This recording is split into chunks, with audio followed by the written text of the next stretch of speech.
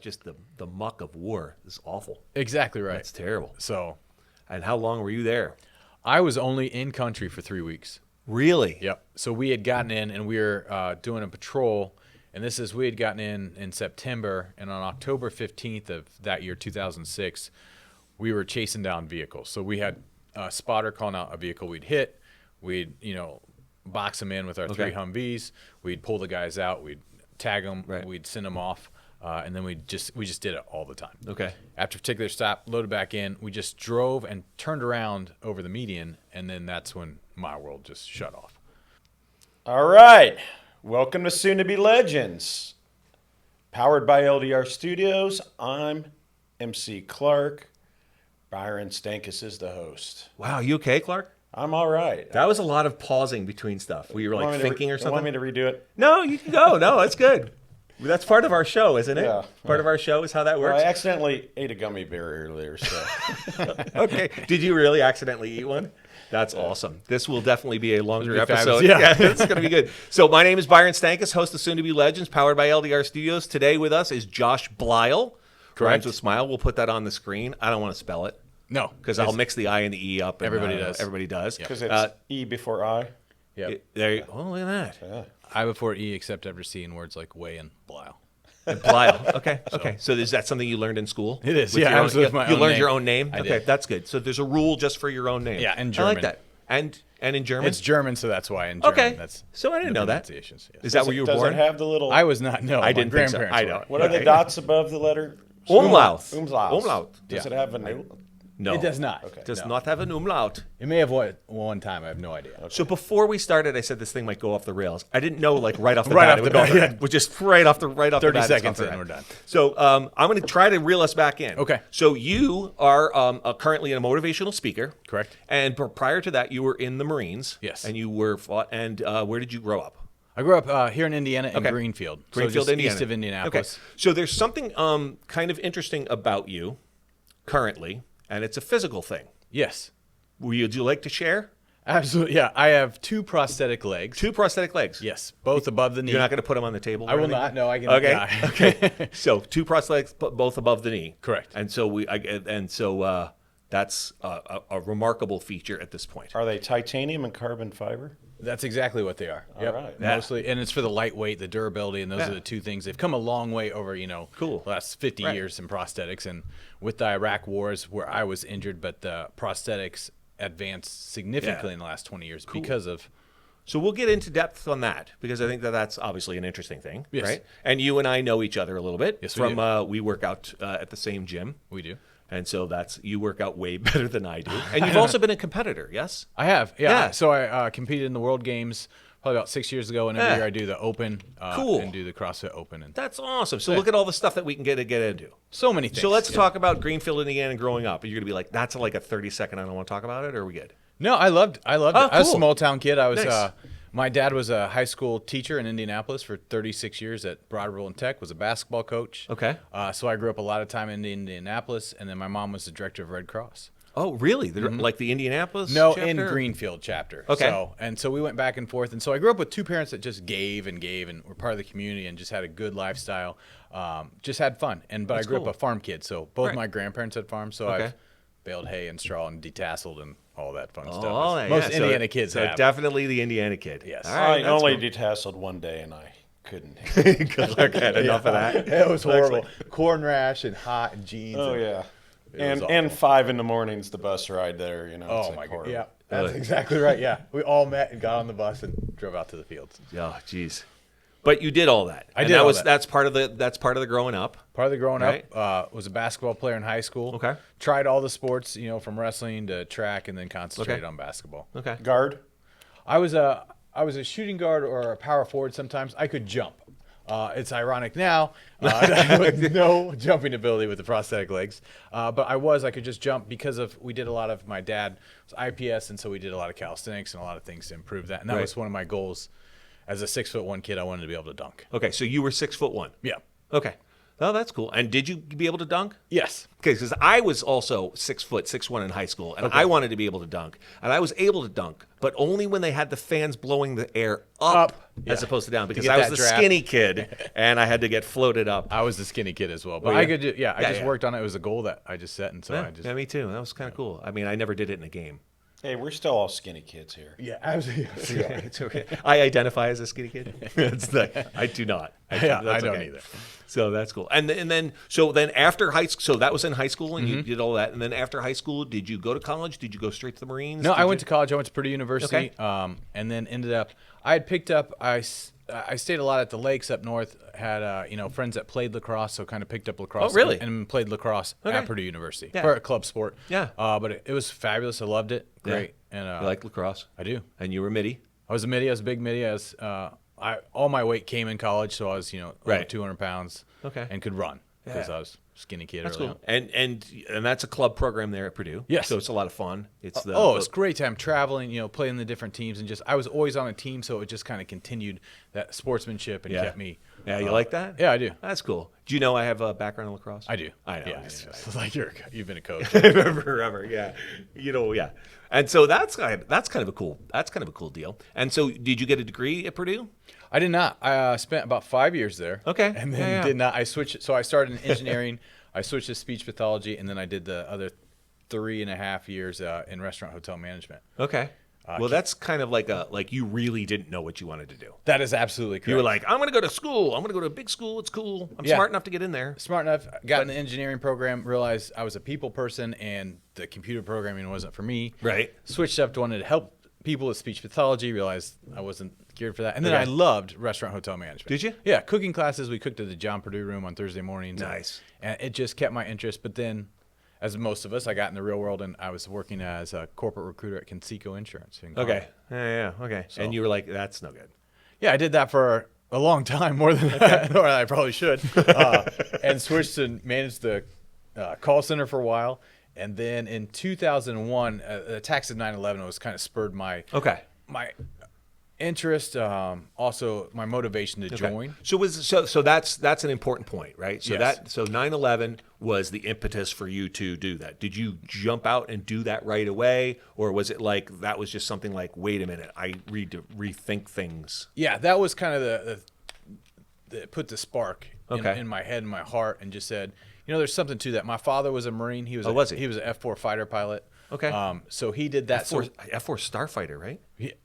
No, it was F4 Phantom. Phantom. F4 Phantom 2. Yeah, Phantom 2. Yeah. Yeah. I don't know. I used to have those little models. Oh as a yeah, kid. I did don't too. know. And Dad would like fly him and show me. I was like, Yeah. Now I realize like he knew what he was doing. He wasn't just playing. He wasn't at the just time. playing with him. Yeah. I was just playing with him. I was too. And I was like, I don't think they turn upside down. He's like, yeah, that's how you target your things. I was like, I don't. Oh wow, that's cool. So your dad was a Marine, and so that also helps too, to have that lineage a little bit, and then realize, wait a minute, maybe there's a calling for me here. Yeah, and I had played, like I said, I'd played sports, got into the corporate America. I was a fit kid. Right. It was just something I started thinking about and praying about, and I thought, you know what, they're sending a lot over there right Right. now. I'm like, it's something I could do. I've always considered it. Right. And now was the time. Okay. And so in 2003, I went in and Okay. signed up.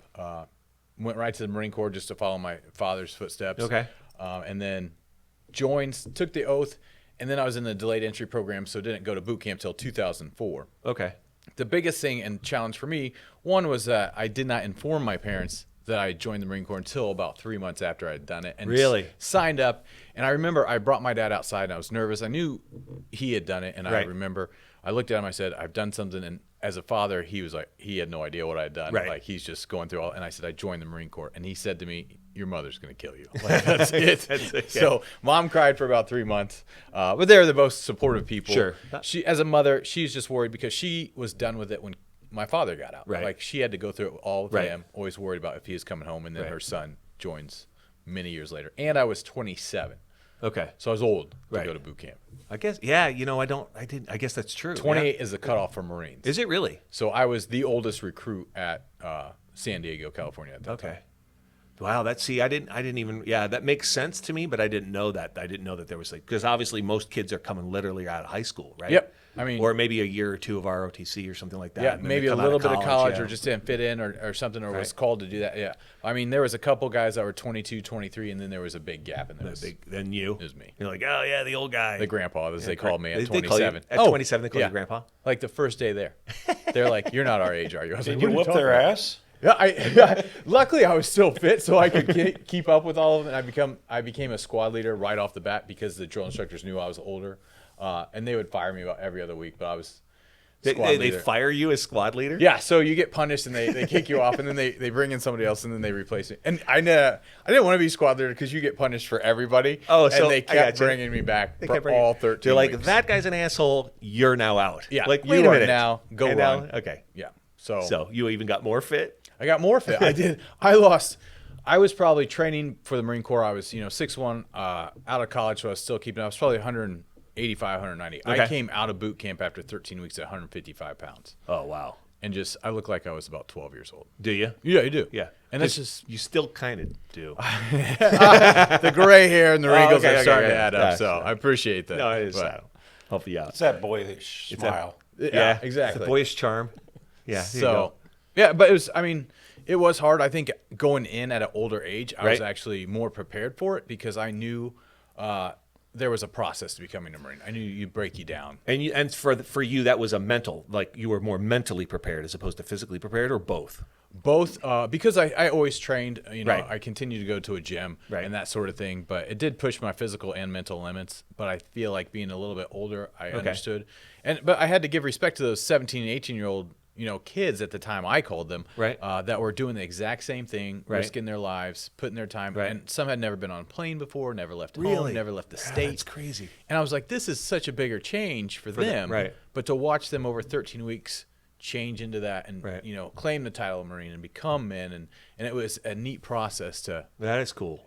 for them and myself. And like you said, you being a little bit older, you have an opportunity to have some perspective on that they don't have, Absolutely. right? Because you've already gone through some of those changes, like going to hotel and restaurant management and working at Conseco. You're like, okay, this is not the process. Yeah, I this want. is not at all what I want to do. So it was neat. The only thing I always laughed about, because I was 27, we shave every day, obviously, and it's always by the numbers. And Right. everybody that's done military knows the whole horrible drill. Well, being 27, my beard grows faster. So Okay. by the end of the day, I have a shadow. And Right. 17 and 18-year-olds, some do, not. but they Mostly usually don't. don't. And I would get called out every night for it. And I was like, you guys, You know, you never right? say anything, but they knew. I'm I've already hit 27, puberty, right? yeah. Like, this is kind of calling me out for something That's- I can't control. That's funny. But that's part of the process to break you down mentally, and I think it helped me through, Sure. the injuries in the Marine Corps, but just life now, dealing So with everything. Yeah, that's cool, and it's good that you can fall back on that, and that you were cognizant enough to be aware of that and be able to then fall back on that later. So,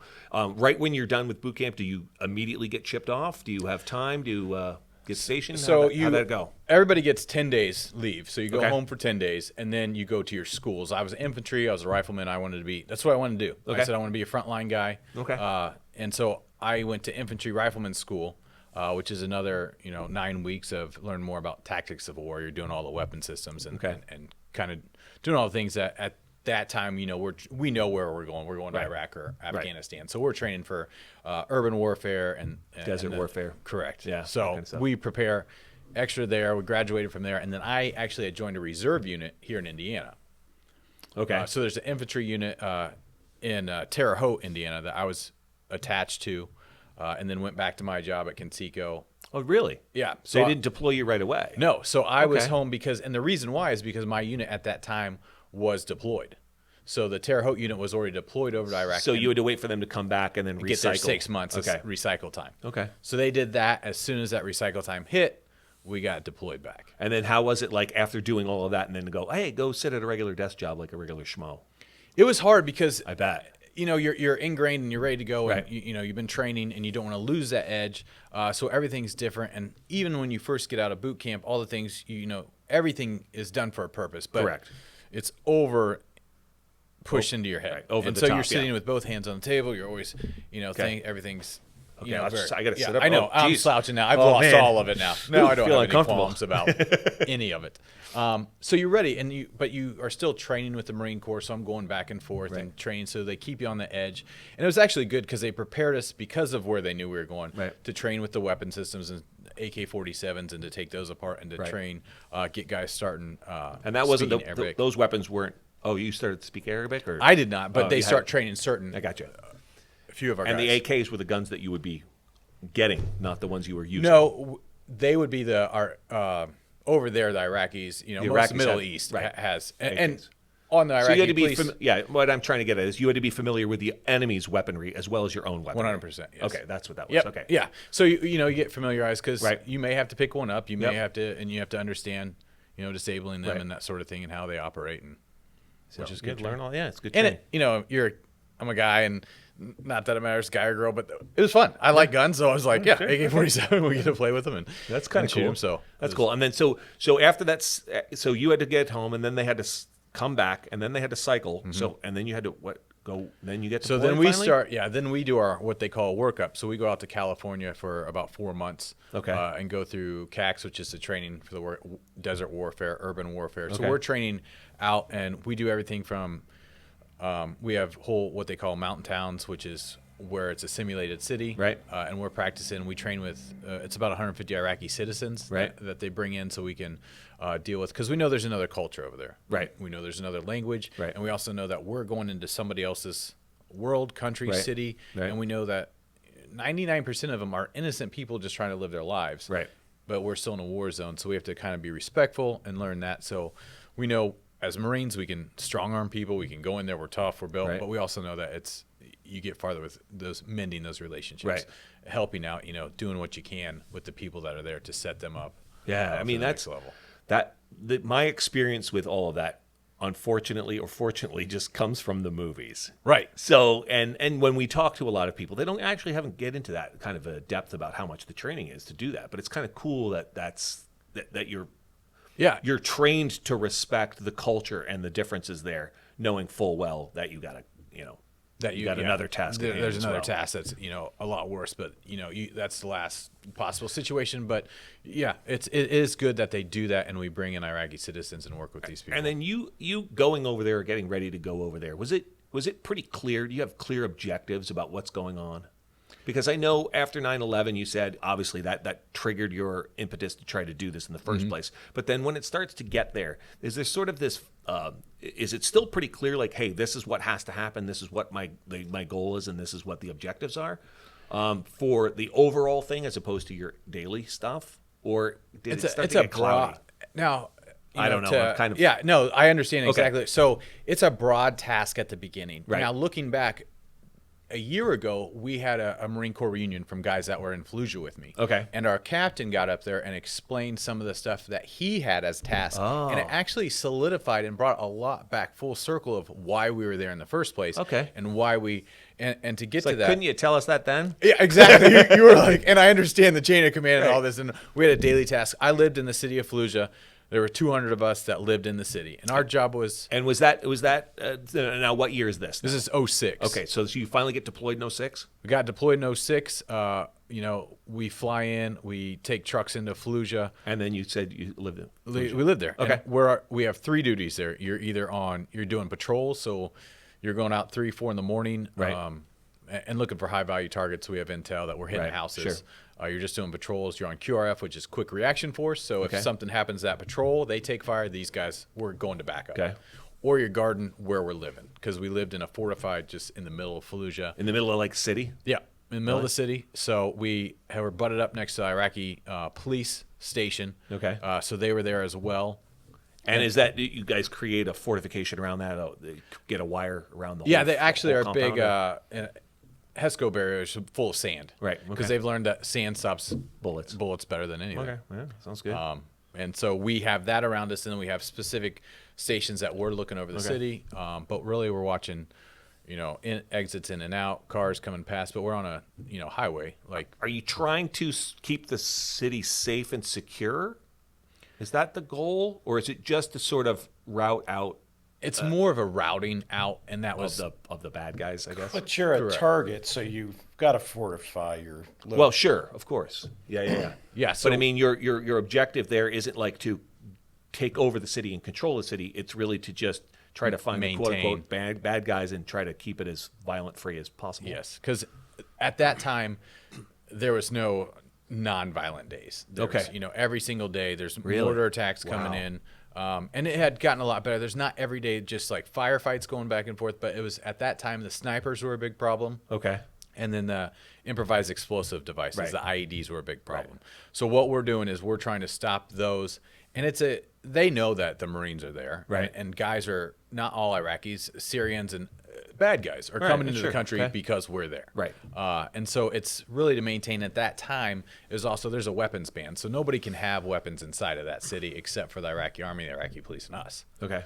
So if the bad guys have, you know who the bad guys are. Pretty quickly. But I remember the very first day we're out there and this truck pulls up and it's probably 200 yards away from us. And there's guys with AK-47s that are jumping out of the back, and they have black masks on. And we're like, all right, it's about to go down. Right. And they're like, no, that's Iraqi police. And we're like, wow. All right, well, these uniforms are horrible. Like they look, but what you come to realize is that the Iraqi police, because they're trying to help their country, they're targeted as well. Right. So they cover all their identities and stuff like that, and you feel bad for their families, or if they're found out, their families could be killed, and so they're putting their lives on the line too. Right. So there's a lot of, and it's hard because you're taught. It's a fine line of trust. Right. You can't 100% trust these guys. We had incidents over there, unfortunately. But at the same time, you have to respect that the guys that are trying to do better are putting their lives out there. Wow, that's That's just the muck of war is awful. Exactly right. That's terrible. So, and how long were you there? I was only in country for 3 weeks. Really? Yep. So we had gotten in and we were doing a patrol. And we had gotten in September. And on October 15th of that year, 2006, we were chasing down vehicles. So we had a spotter calling out a vehicle we'd hit. We'd, box them in with our 3 Humvees. We'd pull the guys out. We'd tag them. Right. We'd send them off. And then we just did it all the time. Okay. After a particular stop, loaded back in. We just drove and turned around over the median. And then that's when my world just shut off. And what? And there was an improvised explosive device in the median. In the median, we didn't see it, and we can And shut you were down. in the Humvee? I was in the Humvee. I was the back passenger. Okay. My radio operator, my roommate, was to the left of me. My gunner was standing with his leg next to me, and then my sergeant was in front of me, and then my driver Winnie was obviously driving. Right. And it went off underneath me, so it explains. And back then we didn't have the armor on the bottom of our vehicles. Okay. We've had a chess match over the last 20 years of war. Right. They get better explosions, we get better vehicles, we do things to counter, and that's part of it. We just didn't have them, so we threw sandbags on the bottom of our Humvees. Okay. It was I believe a double stack of ordnance that they had, and they had wired it. It went off completely, just shrapnel through everything. That was straight up. Straight up. Okay. Unfortunately, and the hardest part was it killed my sergeant in front of me. It flipped our vehicle and killed my roommate to the left. Man. My gunner, who was sticking out of the top, was thrown a long way from the vehicle, and he lost a leg. And then my driver, Winchester, Winnie, the explosion went off straight. He wasn't hit. Wow. He walked out of it, and he actually finished the tour. Really? Yeah. Wow, that's crazy. So it's amazing that in that small confinement, you had 5 different outcomes. Right. I mean, drastically different. Drastically. Those guys, Sergeant Babb and Lance Corporal Hines were both killed. Wow. Both had families, kids. Right. Hines had a 6-month-old baby he had seen twice, and so it's like those are the things. How old were they? So Hines was 27, 24, 27. And how old are you at this time? I know. I'm like, I was 29. He was 27. That's how I had to figure it. Okay. I was 26 or 27 because we were right there. He was close. But then Babb had gotten out and then rejoined, so he was 40. Oh, wow. So he was older, and he had just he was the same. He had that spark inside him. Got served, got out, and got back in. And it was just, and not to jump ahead or anything, because it spent a lot of time dealing with that. Jump but all over wherever you want to go. what is so impressive about him and his family in the Marine Corps is that at the time he has 3 kids, and Tanner, his oldest, was still in high school, and it's hard when people have families and you lose them. And his whole family, his mom and his dad, contacted me right away, and just amazing people. Tanner, when he graduated, joined our unit. Really? He became a Marine, And it was hard on everybody. I bet. Because you're like, we've already lost, your father paid the price and now you're joining. Right. But just outstanding, had a great career, did his time, and now he's, retired, has a family. Okay. And I got to see him last year at the reunion. So That's cool. It All was. right, good. But it shows to the aspect of who these people are and just you lose somebody and it's ingrained in you Right. a little bit to serve your country. Oof. That's that. Some people have turning points in their lives, right? Right. Yours is pretty well defined. It is. Right? Yep, I mean, it is. There's we an talk about October. people. We had a lot of people like, oh, COVID. I sat around a lot, and Right. I had to change I'll my take it. way of views. And you're like, yeah, that's easy. Yes. So boom, it just comes up. That's it. And are you cognizant, aware through that whole thing? I am not. And Okay. And I believe that my Marines who carried me out, we're still friends. We Sure, still yeah. talk and stuff like that. So over the next 16 years, I've Right. pieced parts together. Okay. And they said I was trying to talk, but what happened was our bulletproof, our SAPI plates Right. that we wear, the explosion shoved that into my jaw and broke my jaw. Okay. So it was dislocated and broken and hanging, and they were telling me that I was conscious when they were carrying me and I was trying to say something. Right. Obviously, with a broken jaw, Sure. you can't. Right. I have no recollection of any of it. Yeah. And Well, I'm that's probably good. It is. Yeah, And I think, that's was probably good, yeah. With my faith in it, I think it was taken away just Yeah. because my Sure. gunner remembers it all. Okay. And then That's got to be tough, man. so and our driver obviously, Yeah.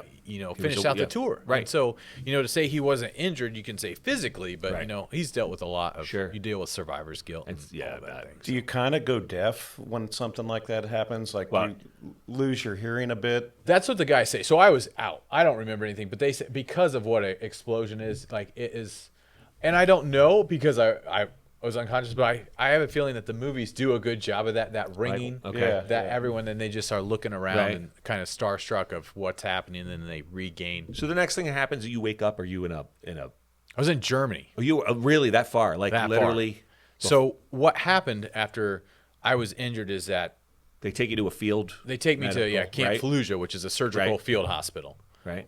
and so they And you get still remember none of that. none of that. Okay. They get me stabilized there, and then they send me to Landstuhl, Germany. Okay. When I got there, and I only remember bits and pieces of waking up and then telling me, you've been in, Right. you've been in injured, Right. Marines, and you don't know what's going on. Lang, Tim, is my gunner who is alive and lives in Michigan. He was in Landstuhl as well with me. Okay. He's told that about the 2 Marines that we lost, and he thought I was one of those 2 because he saw the He Right. saw me, and he thought Right. there's no way he could have survived. Wow. So they bring him to me in the hospital to see that I'm still there and that Right. sort of thing. And then the next thing I remember is that it was probably about a week later, I was on a plane coming back to the States in a hospital plane. So we're laying in bunk beds, Right. And everything, tubes and gowns and everything and, else. yeah. And we're writing, because I couldn't talk and you can't hear on the plane, we're writing notes back and forth, me and Tim. Yeah. And so saying, we're going home and then we spent about the next 2 years recovering together at Right. Walter Reed. Wow. That's a hell of a thing. It was, Sheesh. you never want anyone to be hurt or injured, but I was glad he was there with me. Yeah. I can only imagine how comforting it is to have a compadre. Yeah, and- Go through with you. Yeah, and he's my because clo- it's I mean- hard because if you have family who's there to even quote unquote help you through, they weren't experiencing the same thing. They can have as much empathy as they possibly can. Right. You were there with somebody who was actually there. Actually so. there, injured as well, and he was my gunner. So he was, we were Right. best friends as soon as he joined our unit. Right. He's my lifeline. Right. So he is like we're always next to each other and fought like brothers and laughed Right. like brothers. Yeah. And we're still that same way. All right. That's good. So to have him there over almost 2 years of recovery and Right. hospital and surgeries and backtracking and infections and everything else. Jesus, it you was got- good. and all of that, years that. and years, right? Yeah, years and years of dealing with that and then trying to learn just And to get then- your body in shape. And then you got magic legs. And then I got magic legs. I had several pairs of magic legs. Okay. The very first time, it took me about 6 months to ever get one because Okay. I broke my nose, my jaw, my wrists, my fingers. I have 27 pins in my hip, and I broke my pelvis in half. Wow. So I had to, and then lost both my legs. So I had to have all that heal before I could Right. even stand up again. Yeah, So- even try to move around. I mean, yeah. Yeah. So 6 months into the recovery, you get to the point they mold your legs to Right. to get these prosthetics, and I remember they brought them out, and I had seen the process at that time. Right. Unfortunately, there's a lot of guys and gals Sure. Yeah, yeah. losing different things, and they bring them out, and they're very short, so there's no knees in them. I'm probably 4 feet tall when I put them on. That was one of my questions. How tall were you after you got the prosthetics as opposed to your high school height? Yeah, so I'm actually shorter currently. I'm still about 6 foot, but I'm about an inch and a half shorter. Right. And the reasoning is the lower you are, the lower center of gravity, it's actually easier To walk? Yeah. To learn that? Is that to learn or It just is. in general? To learn to Okay. walk on prosthetics, because it's like I explain it to people, it's like being on stilts. Okay. The higher you up, it's Right. harder. So I came down a little bit. Now, at one point, I did go to 6'3", because I always wanted to be 6'3". I have no idea why I made that number. And I asked the guys, and they're it's like, not bad. See, I know, it's yeah, all right. it's not, is it? I have It's no low back- idea my what low you're back- talking about. My low back Yeah. gets sore, but it's okay. And I was working at the Indianapolis Colts at the time, and I went in at 6'3", and my buddy Chris, who is 6'3", was the only one to really notice. He's like, no, we're looking eye He's to like, eye we're now. eye to eye. He's like, you went up. I was like, I But did. did you just literally adjust your legs? Yeah, Is that so what you did? just there's a little adjustment that has a tube in it that Right. because being a double amputee, they can get off, and so your hips can get thrown off if they're at different heights. So you Okay. have to make adjustments now and then. Okay. When you get different shoes, there's a different Right. pitch to shoes, so you Okay. have to make Even just the different type of shoes or from the right to the left? both. Okay. Yeah, so everything's different, and on my left side, my legs are pretty even from where they were cut off, but they're just the left one's a little bit longer, so there's a little bit of There's a strength little bit of difference, okay. a little bit of Oh, a little bit of strength difference? Yeah. Even? Okay. So, and the reason I notice that is when I walk up onto curbs or a step or something, Right. I always lead with my left leg. Okay. Just because there's a little more. I think we pivot. all have those kind of habits and don't even know it, but you're Exactly obviously right, way but you're more- acute to it. Yeah, and your prosthetics actually have sort of a knee and it can bend too. Yes. Yeah. So which is a little bit different than most people who have, or at least did have those prosthetics. It's not like just like a peg. Yeah, right? back in the, I mean, and they wore, leather and all these buckles to hold Right. them on, and now, like we mentioned, they're carbon fiber. I wear a liner on the inside, I put them on, and then it has a one-way valve that shoves the air out, so it's suctioned on. And then to take them off, you just let the air back in and Yeah. pull it off like you're taking your And shoes it- off. yeah. So literally, you're like, oh, my legs suck. So when Yeah. you Literally. drive, Nah. do you use your throttles on your steering wheel or? I use hand controls. Yes. Yeah. And it's one of the easiest things. I would have never known this before being injured. Okay. But then you learn all these things to adapt. It's a little handle that is next to your steering wheel. So I steer with my right. You push down to gas and you push in to brake. Okay. And it's very robust because really all it's doing is there's a metal rod that goes all the way to the gas and the brake, and it's just pushing them. Okay. And anybody else can get in my car and drive it. Oh. You can just drive it with the that's cool. pedals. Now I have guys with 2 prosthetic legs that don't have hand controls, and And they drive with their and I'm just like, this is not safe at all. We talked the other day. You were on what was it, an ATV or something? Mowing my yard or my 4-wheeler. I do that Four-wheeler? too. So a lot of times, and you'll see me at the gym, I take my legs off when I do a lot of things. Sometimes it's just easier to move, to get around. Right. When I mow and when I ride my 4-wheeler around, I don't wear my legs. And I know I have 2 huge hills in the front of my house. And I always get laughing when I'm mowing because I'm like, I wonder if people driving by can tell that I don't have legs. And if they do second guesses and they're like, well, I mean, did he roll that more on that hill? Is that like how we lost him? Because it is not safe, probably, what I'm doing. Oh man. But so I do a lot of things, but you come to realize I say things that in my vocabulary are normal these days, and my friends have become normal. The people at the gym are very, endearing and loving of me. But I say things that aren't normal skew of your world, and I say things at night when I get tired. I'm like, I'm gonna go take my legs off. Like that's and people, That's a normal and people thing. know me. That's a normal thing for me to do. Yeah. Are you gonna go, and people will say, "Are you gonna go take your legs off?" Yeah, Yeah. absolutely. Sure. Like, is there like a rack you put them on, or? So these have computers in them. I could tell you in the gym they just get thrown on the They floor. do get thrown in the gym, yeah. And people shove them outside. I know, it's At like first, kicking like when them I around. first started going, people were like, "Is it okay if I move?" Now they just pick them up and wing them because they know. So in my house, in my closet, I just lean them against the wall because there's a computer in them that when I walk, it tells where the toe is and the knee in relationship to each other, so it tells when that knee to bend. Yeah, you said something. I remember you So telling me about that's that. amazing They used to have it. technology. They used to have it for one leg, and you were one of the first person to have 2 of them. On right? those are a power knee, and they actually have a motor in them that propel you. Oh, okay. These are just more sensors of when to release that knee. I got you. And swing. Those were the power knees. and So there's legs that propel you. So like, yeah, they had a motor in them, and then they were designed for a single leg amputee that would wear a Bluetooth receiver on their good leg. And that would send signals to the prosthetic to mimic stride length to speed. And so that would like just start almost like walking. And I was just there at the right time, right place. And I was a Marine, so I'd be like, yeah, I'll try it. And they said, will you try 2 of these that weren't made for a person with 2 legs? And I said I would. So I was the first person in the world, me and Colonel Gatson, were the first ones ever to wear these 2 power knees. And they told me, I remember they said, there may be one problem. I said, what? And they're like, you may not be able to stop walking. I was like, what? Like, because they read off each other, so they would go faster. And you're like I don't know how to slow down. There's no brakes for the legs? There's no brakes. You literally have to like almost flex the remaining hamstring to pull back on it. Really? Almost like riding a horse. Like you're pulling back on the reins Whoa. to stop and slow it down.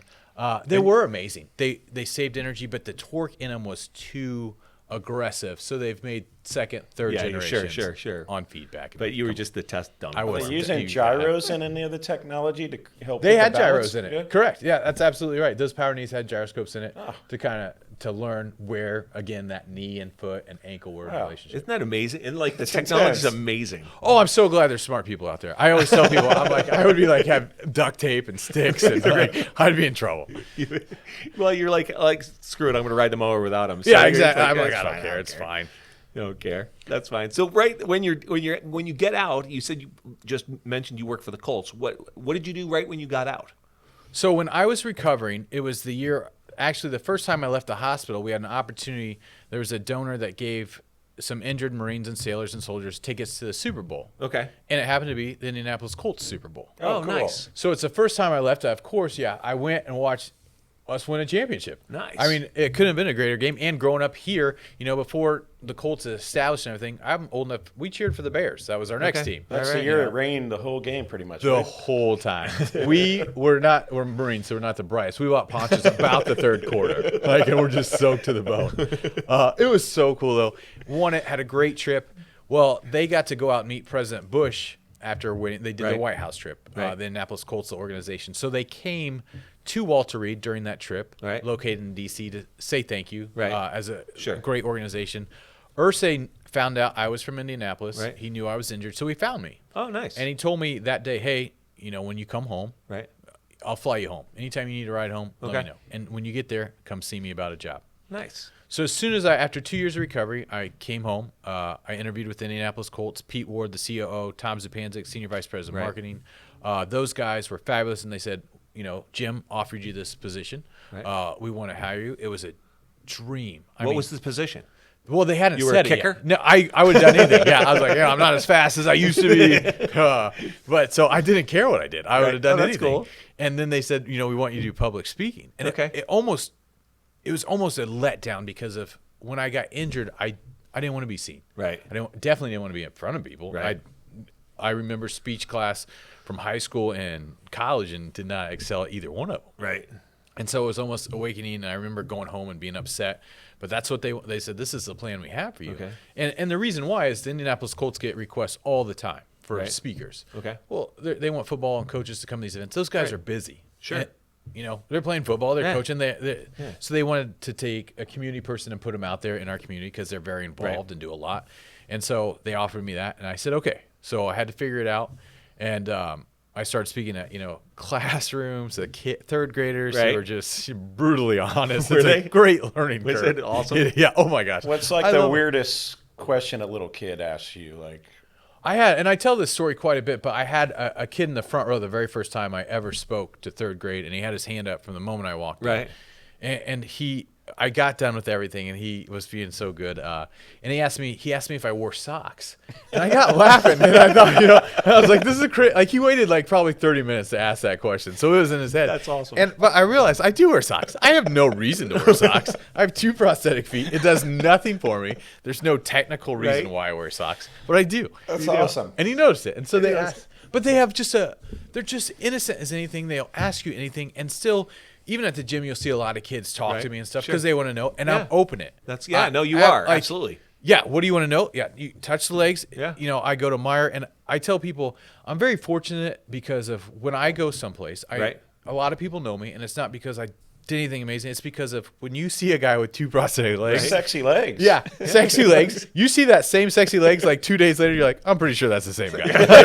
When you're at Meijer like 3 times a week, they're like, yeah, like That's the same guy. That's the same guy. And so I know everybody, but always kids, and like I can tell, and I'd be the same way. I have children. Right. Kids will be like robot legs, and I can see the sheer panic on parents' faces, and it makes me chuckle because I'm like, it's awesome, and I gladly turn to them. I'm like, it's okay. It's exactly what they look like. Right. Like he's being a kid. I understand it. Right. I think it calms everybody's nerves, but I want kids to be inquisitive and understand that. You know, That's awesome. People look different, and they Right. realize that, and they come across people in wheelchairs and Right. that sort of thing. So be open with it.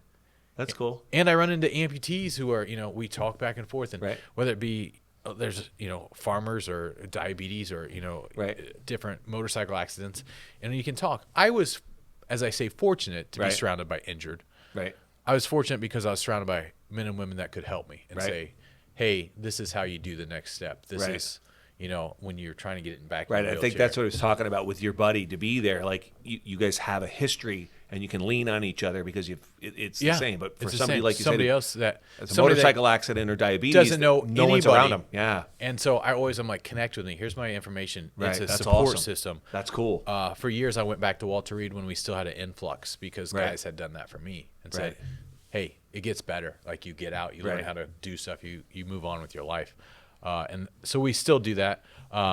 Hopefully I go back to Walter Reed again this year. They're having a reunion, so Okay. we're looking at September to do that. That's cool. But having Tim there was fun, but we're also, we cause a lot of trouble. There was probably 15 Marines at that time Yeah. at this Army base, and we have fun, and they're still trying to figure out how to support. So there were like programs that gave us segways at one point.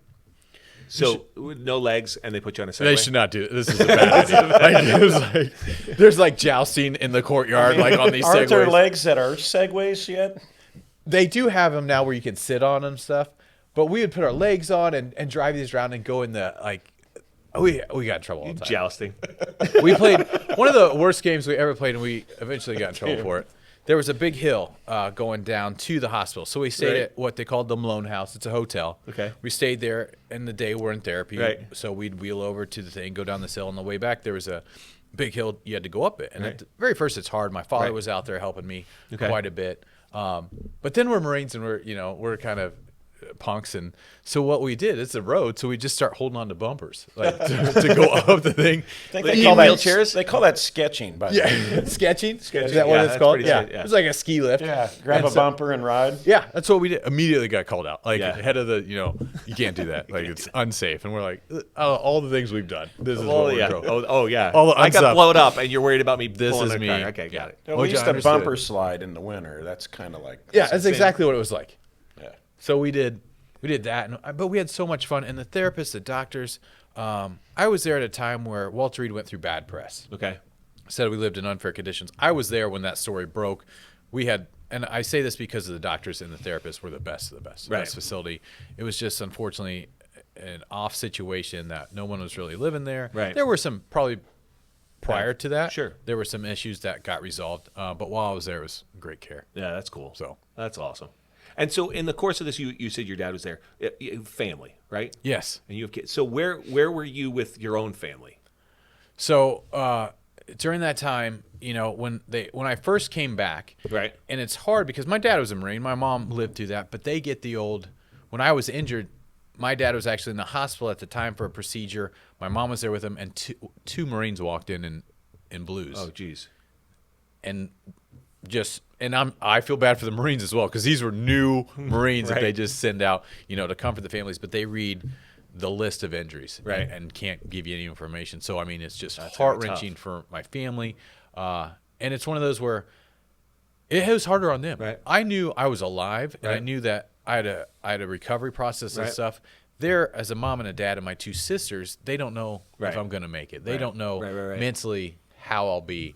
And so it was harder on them. But my dad came out and lived with me. Okay. And I still to this day, I was like, he lived with me until I kicked him out. Because he's a Marine through and through. And he would be out there. And he did everything. He had, like anybody that didn't have family out there, Right. he became their family. That's He would cool. go, he took them to wherever they needed to go. Right. Like to, if he had to get licensed or this, Right. he'd take them out to eat. And he was wonderful. But with me, we just always pushed each other's buttons. We get along great. We're fabulous of friends, but we push each other's buttons. Can't live together though. Yeah, No. it's tough. It's tough. And it was a hotel room, so he was on one bed and I was on the other. I was like, no privacy. no, I'm like, we're done. Yeah. So So you get home, you work with the Colts. yep, started Right. with the Colts, And then you- and did public speaking. Yeah. And I was replacing. I would get requests to say, "Can Peyton Manning come speak?" And I'd have to call him and be like, No, you get me. like I can go. Like I'm so sorry. Like I apologized early on a lot. Yeah. And the best then, I can do is get myself to 6'3". That's yeah, it. that's how tall do you want me? Like that's as best as I can do. But it was fabulous. I learned a lot. I started speaking all over the country, Right. and corporations started picking me up. Okay. So I do sales events and big events, but Right. but I still did churches and everything around here, schools, because Okay. that's important to the Colts organization. Deem here in Indianapolis is a big sponsor of me. And they did Gary Edwards. They did so much for me. So we worked with them and spoke to their sponsors, and it got bigger and bigger. And then my kids were getting older. Okay, so that's when. So when did you get married and have kids? And all So we got married in 2009, and this was we had after you known got back? after I got back. We had known each other for 20 years. Nikki Okay. and I met in college, you Okay. know, and then I have two kids now, 9 and 11. Right.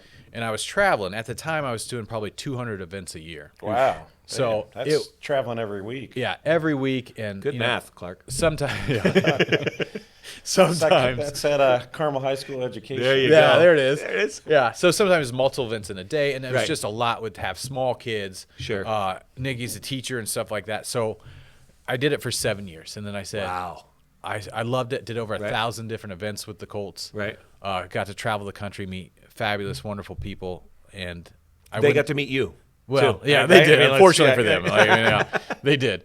And I went into Pete Ward's office, and just one of the nicest, humblest mans ever, Right. the COO, and I said, "I'm going to step out on my own." Right. And he looked at me and said, "What can I do to help you?" That's awesome. He said, "What do you need from us?" And I Right. was just like, unbelievable. And that's how Mr. Ursay was too. He's like, "What can we do? Thank you for everything you've done." And they That's said, awesome. when you want to come back, let us know." That's cool. And I'm like, to have the Indianapolis Colts Yeah. as a fallback, you're like, well, that's pretty not a cool. bad gig. You're like, all right. But I loved being there, and I was also a football fan. So Right. I went to every game, home games, and then those guys my office is at the practice facility, so I'm Okay. seeing those guys on a daily basis. It was just cool. That was kind of a cool Peyton deal, yeah. and Andrew and all those guys, and Coach Caldwell and Pagano, and you Right. get to know them. Yeah. So it was neat. It's kind of a cool deal. And then you broke out on your own. You're still doing that. I did. Yep. All right. So about 4 years ago, I broke out on my own and still travel, and I love it. No, that's cool. It's fabulous. And can Who people does all reach your out? booking? You have Yeah, who somebody who that books does you? Because I had to just go through you, but you were Yeah, like, 'cause I you have know, to, yeah. but you were like, I do have a I booking gotta book. have somebody look at my schedule, and it's gonna be a month from now before you get in here, bro. And I'm like, seriously? Well, that's a job in That was itself. Hummer because of kids. That was more of kids stuff. It wasn't me. Oh, that was I see more what of it like was. we have camps. I and, mean, are you traveling as much? Because No, and that was part of it that I wanted. And as a speaker, I want to do bigger events, Right. and less of them. Yes. And that's what I got to, and Okay. it's fabulous. So I do good. a couple a month, and travel, and then I'm home the rest of the time. Okay, that's cool. And then, so Julie, if you want to get me, my website is joshbleill.com.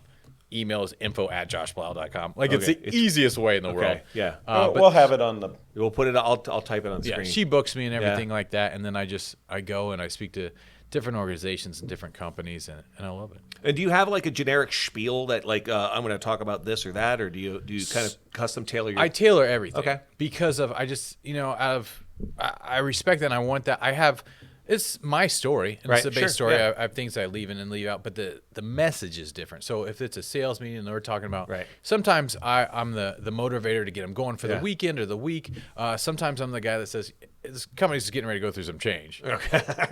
Yeah, I I'm gotcha. kind of the smiley guy that's like, I dealt with change. You're gonna have I to almost deal with went- and change. they're like, this guy, yeah, like, how do we want to? You might lose your job. You'll still keep your how legs. this prospect, how do you want to look at this? Like, Yeah, right. and so it's just dealing with that sort of thing and dealing with leadership and also knowing different sides of that. And especially when I was with the Colts, tying Right. in that team aspect. Okay. So I do tailor it. So I'll meet with the companies beforehand and say, what do you want to walk away with? Right. What do you want to talk about? What are you going through? Right. What are your struggles? Right. And you can tailor. That's cool. So, and it's not like, look at me, I'm worse off, don't feel bad. It's never that. Because never I'm that. like, no, I want people to look at me. I've never got That's that vibe from you. overcoming Yeah, obstacles. obviously. Yeah. Yeah, it's adapt and overcome, which is what Yeah, the Marine Corps has done. yeah. Right. And I'm always like, I want people. I'm like, I wouldn't trade this. Right. I'm like, I don't look at people and be like, well, it could be worse. No, I want people to be like, could be better. Right. Like Yeah. that's my life is always like, it could be better. Like let me see what I can do to get it better. Yeah, and then at some point you actually got into CrossFit and started competing. What's that all about? So I started going about 6 years ago, and CrossFit was one of those things. Like, how do you decide I have no legs? I'm going to go do CrossFit. I made fun of it, and it was the Marine in me, and I was like, those aren't real pull-ups, like those, because in the Marine Corps you just get like no, like it's just monotonous of you're not fully extended, and I was like, so none of them count. none of them count. I'm like, this doesn't count, and then I watched it on TV, and Nikki was going at the time, and I watched them compete on the competition, and it was on TV for the first time, and I remember being like, that's the World Games. Unbelievable. Yeah, I was like, this is unbelievable. So I went in and started training with a gentleman at Three Kings. Right. And Brandon. I trained with Brandon Brandon. Mann? Yeah. Yeah. And I And trained Three with him Kings too. is right up the road here. correct. Three yeah. Kings right up the road, and Bryn's coming in. Yeah. in a couple And weeks. Bryn, Yeah. I mean, The rest and of those guys from day one never said, what can't you do? They Right. said, let's see what you can do. Let's see what you can do. And That's so awesome. it was like, all right. So they're like, these are the things like, they're like, they do these ring muscle ups and bar muscle ups and handstand walks. And they never question, they're like, you don't have legs, you're not going to be able to do this. They're like, we can do this. And how do some we figure things it out? worked out. Right. I can do handstand walks. I can do all the muscle ups. I can't do any of that. And then some things like GHGs, Right? they're like, Which is a sit up. Yeah. which is a sit up with your feet All tied right, into a you thing. CrossFit nerds, you need to explain what some of these acronyms mean. A Okay. GHD is, and it stands for something that I glute. think it's a glute hamstring raise. Something, Or yeah. something like that. Something yeah. with a D. It's with a D. But your feet are tied into this thing, and you're basically leaning back. Well, my legs, as soon as we put my legs in, and your feet are connected to this thing, I Prosthetic totally legs slipped fell off? out, and I just fell off the back of the rig, and we were dying laughing. We're like, maybe that's not going to work. Yeah. Handstand walks and pull-ups and all that things, and then One of the things that we do at CrossFit, this was one of the things that blew me away one of the first time. One of the things you do at CrossFit are called box jumps, right? Mm-hmm. And they have these boxes that are big wooden boxes, Elevated, And so- they're right. So you literally will jump up on them and jump down and go over them, right? And you can roll them so that they're 18 inches, 20 inches, 24 inches, 36, whatever Yes. it is, right? And I got to do this, and I got to step up on them or jump up on them, and it's kind of tiring. Right? You're on the floor with your butt on the floor, and you're literally like grabbing on the top of this thing Yeah. and then just hopping over it. right, I'm like, you're a dick. and I am. Like, yeah, it's like, man. But anyway, it's just one of those things. Like, yeah, like you just said, nobody just said, the workout requires box jump overs, and no one said, oh, you can't do that. Yeah. You're like, oh, I'll find a way to jump over this box. Yeah, they said, why don't you take your legs off and we'll see, like, get on top of that box, and It's you like- figure and it out. You do. And it's just like we do a lot of wall balls where you're throwing a big heavy ball up the wall. up the wall. It's exactly, and they're like, well, sit down and do it. And so Right. I sit down and do it. So a lot of things, as you see, I take my legs off at the gym Right. to do. Yeah. And a lot of people, but at the gym early on, and I always tell people, I go when I visit my sister in Florida, I'll go visit a gym, Right. and do CrossFit because drop I like, it, yeah, sure. yeah. Stay And up I'm on like, it. everyone's so nice. They're like, oh my gosh, look at all the stuff you can do. I'm like, it used to be like that at our gym. Now it's just, they're like, all right, show Everyone's off. like, oh, that that's guy, cool. yeah, great. Yeah, that's all right. Could you move Hey, your look, legs? that guy can Yeah. literally throw himself over a box. I can't even step on yeah, it. you're like, Great, that's thanks, awesome. Who bud. was the first person that asked if they can move your legs? This is what I want to know, because Oh. that would be a really hard thing to do. I know. Is probably little Alex Marston. She used to move. Like sometimes she'd be like she'd be like, let me, and she'd help me. Alex? Yeah, Which Alex? Marston. Oh, okay. And she'd move. She's probably one of the earlier ones, but Brandon Right. also. And Can we probably move Brandon. these? Yeah, Yeah, and it's then like, oh, yeah. now they've learned that I was like, we'll kick them out of the way. I throw them and knock them off and fall down, and they're very durable. They're carbon Titanium fiber. and So then, carbon fiber, yeah. what got you to competing? Like, what got you to just going from a workout and watching it on TV? You decided you're going to give this a go, and then obviously these guys do it. So, at what point do you decide that there's competition in your? So someone had turned me on to it was called Wheel Wad, and WAD is workout of the day. Right. And it was Wheel Wad, so it was guys in wheelchairs. Okay. That they were running for this guy out of Canada and ran, World Games. Right. And so someone said you should try this. Okay. And I think it was Brandon. Brandon encouraged me to try a competition. And I watched our teams at that time where Right. we're competing, and it 'Cause, was so fun. Literally, the Three Kings has sent teams to the World Championship. Yeah, it's so cool. it's just Yeah. like they were, and I was like, I want to be part of this. Right. I love the excitement. I love competing again, and it was one of those that got me back into being comfortable and working out. And so I said, all right, I'll try it. And it was an online event, so you have to record all your videos and have specific guidelines. But it was in a wheelchair. And we laughed because I think the very first one I did, they had most guys who compete have these wheelchairs that are kind of a sports wheelchair. Right, with the angled. Angled. They have a strap that goes over their, so they're buckled in. And I had just like this wheelchair that I beat the snot out of at home. And I was like, this is the one. And they had to do these things where you're hanging from a pull-up bar and you're in your wheelchair and guys are strapped in. Right. And then you're raising almost like knee raises. Okay. So they're raising lifting the wheelchair up with your wheelchair. How much are the wheelchairs weigh? Like They're 15, 20 pounds. They're not a ton. Okay. I don't have a strap or anything. So we duct tape myself to this is my first competition. We duct tape myself in. I think after that, I got second in the competition. Oh, really? And then I always seemed to. Did they give you an award in duct tape as well? Yeah, they should have because that's yeah. And so everything I did, and it was. It's one of those, runner's high. Right. And so I kept doing it. And then eventually, and I'd qualify every year and be like, I want to go. I was like, 1 year I wanted to go. So I went to Canada and competed. Ended up going. And this is a CrossFit World Games for. This was, Wheelwad ran it before. Okay. CrossFit actually, 2 years ago, finally adopted the adaptive leagues. And so I went there this and competed. was specifically a CrossFit for adaptive. Correct. Okay. Yep. So I went there and competed, and I got to meet all these guys I'd competed against, and just nice as can be. And so, all the gambit of, upper body extremities going and lower body and all this stuff. And it was inspirational. That's cool. And it was just like to watch them and see how far they push the body. Right. I was like, okay, I want to keep doing this. So then I kind of got away from it, and I was like, you know what? I'm getting up. I'm 45. Right. These guys are a lot younger than me. Right. But then they brought it in CrossFit To the games. Brought it to the games. how long ago was that? 2 years ago. years ago. Okay. So this is the second. So both So you're the last. 47 now.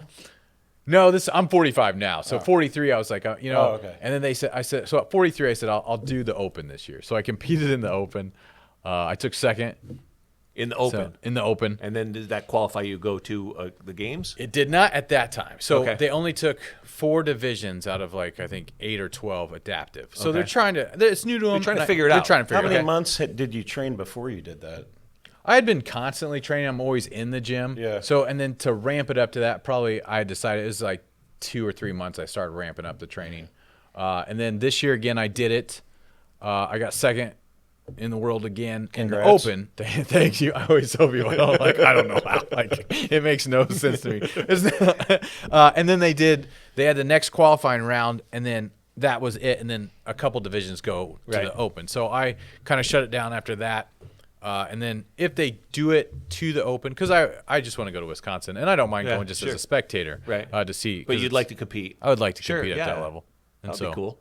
And one of the things that they do at Three Kings in particular, when you qualify and do that and you go to compete, they make T-shirts for you. Oh, my goodness.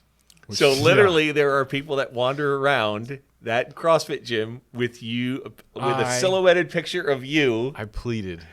Oh, man. You With didn't your bring us name any on it. swag? Yeah, I got his pleaded own for them swag. not to make T-shirts.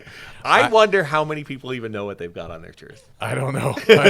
Yeah, it was an honor. I mean, those guys. No, you know it's how cool. good They Brent do- is. oh, and they do such a good job. They take care Yeah. of it. They take care of everybody. And and it was I a got a good bunch of community swag. that way, It's a wonderful community. And they made these T-shirts. So it's always so funny, especially with having friends there that when they wear your name on their T-shirt, and you're like, it's awkward. Yeah. But it's the same way. So the Indianapolis Colts I wrote a book when I was with the Colts. Oh, okay, good. And they had me write it, and Tom wanted me Did you to write it in crayon or? I know, that's how a lot of What people. was the name of it? One step at a time. One step at a time. And Oh, that's pretty. That's funny. And it- yeah, I like it's it. funny, I like it. So little, that was little the humor, little self-deprecating humor right there. humor. I like it. I like it. And Tom said, he said probably the first week I worked at the Colts, he said, one day, you're going to write a book. Right. And I said, Tom, I've probably read like 5 books. I'm not going to write a book. But he had me journal every day, and we turned it up with Mark Tabb, who's a fabulous writer, and we wrote the book. And we did it true Colts style. From the day I met the co-author to the day we went to publishing was 37 days. Oh, wow. They wanted it out before the season started. They wanted it at the, at the game days and stuff like that. So we wrote it, and I was proud because the story I told was mine, but it was about the other veterans. It was about the That's guys awesome. who had served, Yeah, men that's and cool. women over the years. And basically, it's I imagine it's a motivational thing about how to Recovery, move forward and correct. Adapt and overcome. And, Yes. yeah, So yeah. we did that, and I was very proud of that to tell other people's story. Right. But it was always weird to have a book, and people be like, "Will you sign my book?" I'm like, "You sure?" Like, yeah, I will, but I will, but are you sure? I'm not sure you want it. Like, So what's the cover look like? We'll it's- find it. I'll put it on the screen. it's for us, too. yeah, it's me on the Colts. We did the photo shoot at Lucas Oil, so it's me on the football field. Okay. Yeah. And I always feel my good friends will be like, "You were a little heavier back then, weren't you?" Thanks. You're like, appreciate screw that. you. Yeah, thanks. It was a different Pictures- lens. Pictures make you look 10 pounds. Yeah. heavier. I guess it could be the other way though. So they're like, "You're a little heavier now. I guess I'll take you're heavier then." That's It's like, so funny. yeah. New job. I didn't have time to work out as much, and Yeah. No, but you said you were traveling like 200 times, yeah, 200 that's times a crazy. year. And Clark said that was like at least every week. So, Yeah, he did the math. I know. So, It's great. It's pen crazy. and paper over there. I got Chizabot. So that's crazy. So what else is new? What's anything coming up for you? Anything on the horizon? Still doing the speaking gigs and that sort of thing. Right. When COVID and all that hit, obviously it shut some things down. Then you Right. start doing virtual, which is Right. a different story, but it's coming all back around. We're having events again, so it's nice. Kids, it's really right now about work. Yeah, I love it. I love what Right. I do. But right now, my kids are 9 and 11. And it's Right. just a golden time of Right. watching them play sports. And my daughter this year, 6th grade, decided to play football for the first time. I know. You and I have talked about that. Yeah, So- you've she had plays daughter that- football. football. Yeah, my daughter played hockey. Yeah, So, yeah. she played hockey. Boys so, hockey. Yeah. And she's playing boys football. I'm just proud, and it was her decision. And I was like, I learned from them. I'm like, Right. you do whatever you want, and Right. absolutely, I'll support that. That's cool. And so it's How's she fun. liking football? She loves it. Yeah. Absolutely loves it. What position? She's playing free safety right now and wide receiver. Oh, so she's fast too. Yeah, and so she's got some size to her, and at that Right. grade, boys they're Boys all are over about the the same- chart. yeah, Yeah, right. so we have some big guys on our team, and then some smaller guys, and she fits right in the middle and Right. loves it. And your son plays something? What's He's played soccer and baseball, and now he has basketball this He's fall. trying to figure so- it out. Yeah, He's still trying to figure it because But- he's 9. he's 9, and Yeah, I'm like, we don't just have do to it all. determine that. I'm like, Give just it- try it all. do Yeah. it, whatever you want to Yeah. try. Hey, bro, one step at a time. Yeah, once to Yes, Right there. Yeah. Good one. That's cool. So it's enjoyable, and still doing the CrossFit. Is, Right. I see you there, and Yeah. just, Sorry. I know. Apologize. Sorry. I apologize too. Thank you, Clark. It's like- Clark feels you. Clark Yeah. feels you. That's cool. All right. Well, we appreciate you coming in, man. Oh, thanks This was for having awesome. me. This is Yeah. kind of fun. Been Yeah. a joy, man. Great It's a- story. Thank you, Great Clark. story. No. It's an inspirational story. I like Motivating. it. A little You motivating. should do motivational speaking. I should write that down. Make that into something. Maybe that's a thing we can go. I like it. No, I appreciate both you gentlemen. No, it's having fun. us in, This and was cool, and I enjoyed it. yeah, I chatting with you is always fun. So I just figured we'd put pretty cameras easy. on us. Yeah, thank you. Yeah, right. Yeah. And I intentionally did not delve in too much of your stories before, so we could actually get some of those stories out today. I knew you'd always retract a little bit, so I guess understood that was, why. That was on and- purpose. Yeah, Purpose. absolutely. Oh, you're So now I slacking on your preparing. No. I was No, he was intentionally not. He- trying to reveal I know, we as talked long about as it the at lunch. audience reveals, Yeah. right? So, Yeah, you so- did a great job yeah, with so- that. You always do a good job. So. I don't. Do I? That's You good. do. Thanks, Yeah, man. so- Sometimes. That's cool. So, yeah. Thanks, Clark. All right. Well, thanks again. Thanks for coming in, Josh. Yeah. And for everybody else, we'll see you guys next week. Thank you. Appreciate it. All right, on. Thank you.